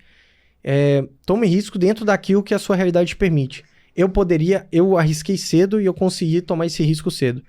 Talvez você esteja um pouco mais tarde, aí você esteja mais velho, você já esteja com família e etc. Tome um risco dentro desse seu contexto. Eu acho que é o risco aí, tem uma frase muito boa, que é risco e sorte são irmãos. Essa frase eu aprendi com um amigo, o Bruno. Ele falou assim, cara, eu parei pra perceber que risco e sorte são irmãos. Eu falei, pô, que é aquele cara, né? Deu certo, deu sorte. Não, peraí. Esse cara provavelmente ele tomou risco e esse risco, né, dando certo, acabou compensando e feito com que ele chegasse até aí. Então, assim, eu acho que a coisa mais importante é tomar risco, assim, aprender a tomar risco, obviamente, de uma forma controlada, de uma forma responsável, mas é impossível você, né, fazer algo diferente sem tentar se diferenciar, tomar esse risco e consequentemente, se diferenciar. Perfeito. Tá bom? Perfeito. Risco e sorte são irmãos, que eu conheço. Boa. Muito bom, hein? Cara, adorei esse bate-papo. Adorei Foi- também. foi ótimo, Espero gostei que vocês também. tenham gostado. A galera aprendeu sobre vendas, gestão, lançamento. E muitas outras Teve um pouco coisas, de filosofia. né? Teve filosofia. Quase entramos no assunto de temperamentos. Verdade. Mas aí precisava de mais 5 horas de podcast. Verdade, Vocês não estão verdade. preparados, brincadeira. Não temos tempo mesmo para Meus essa queridos conversa. sanguíneos e coléricos, minha sanguínea e meu colérico aqui. Pois, descobertas. Descobertas, boa, descobertas. É isso aí. Não terminamos ainda, né, Não Marcelo? terminamos porque Temos presentinhos. temos Ah lá, ó, a Isabel presentes. ficou, Olha a gostou alegria ali na cara. da notícia. Você já Caramba, ouviu essa temos palavra algumas presente? vezes. olha a carinha curiosidade, meu Deus do céu. A cara dela de quem tá explorando o tempo inteiro é muito massa. Presente? É verdade. Temos Caramba, presentes. que legal isso aqui. Sim. Pois bem, esse presente é Oh. pra agradecer a sua, Não, sua que presença, isso. todo o conhecimento que você transmitiu pra galera. Caramba, Então, deixa uma eu forma de tentar expressar nosso saber. carinho, ainda mais pra uma pessoa que tá com a gente há tanto tempo. Sim. Ó, vou falar uma exatamente. coisa com vocês, pessoal. Eu acho que nem precisa, acho que é só pra você. É, Tenta aí. puxar de ladinho ali, vai. Puxei. Ou aqui, ó. Vou falar uma coisa com vocês, pessoal. A QIFI dá um show de experiência. Foi. É o melhor suporte do Brasil aí e de experiência também. Eu quero conhecer o pessoal de experiência da QIFI. Olha isso aqui. Tem uma caneca com meu bigodão aqui, ó. Meu cavanhaque. Sem falar de um tanto Olha, de tá coisa. parecido, hein? Não, ficou ótimo. Eu não sei quem desenhou aí, mas mandou super bem. Tem meu nome aqui atrás também. Legal. O que é isso? Uma Sensacional. Uma Uma cerveja. alemã. Uma É, cerveja. alemã. Uma Pilsen alemã. É, só Tem só coisa boa. Umas Olha isso aqui. comidinhas diferentes aí. Não, tem que começar. Esses eu- chocolates. Essa aqui é um suco de uva com uvas? É um suco de Suco uva. uvas com uvas. É, Oh, um suco de uva com uva aí, ó. É um Com produto vietnamita, uma Olha uva só. do Vietnã. Essas coisas chiques, só QIFI. Eu só como essas coisas chiques quando eu ganho algum presente da QIFI, recebo uma plaquinha, aí chega um tanto de coisa que eu nunca vi na minha vida. ainda bem que chega. Ainda bem. Boa. Alberto, inclusive, pra quem não te conhecia ainda e vai te conhecer mais e vai querer saber mais sobre você depois desse podcast, deixa aí suas redes sociais. Olha, A gente sabe que você é low profile, mas a galera vai te procurar. eu sou... Vocês vão entrar lá, né, e vão falar, pô, mas era esse cara, né? Enfim. Mas meu Instagram é @oalbertosoares, o Alberto Soares. Eu tô lá no Instagram, pode me mandar direct, fica à vontade, o que eu puder ajudar, né? Vou estar lá ajudando dentro do possível. Vou começar a produzir conteúdo, eu acho que isso é uma coisa importante aí, já tô virando essa chave, né? Ajudei tantas pessoas a produzir conteúdo e escalar, por que não eu? Acho justo. Então acho que é um ponto importante também. Então me siga lá, o Alberto Soares no Instagram, que a gente bate um papo. Vai Fechou? aparecer aí Show. na tela. E pra quem ficou até o final desse podcast, tem que fazer o quê, Marcelão? Pra você que ficou com a gente até o final, já deixa o seu like se não deixou, se inscreve no canal se não tá inscrito, ativa o sininho pra receber a notificação sempre que sair mais um KiwiCast e deixa aqui nos comentários o que é que você aprendeu com o Alberto. E eu te vejo em algum lugar. Conta pra eles onde é, Carol. No próximo KiwiCast, né? É um compromisso. Te vejo lá. Valeu!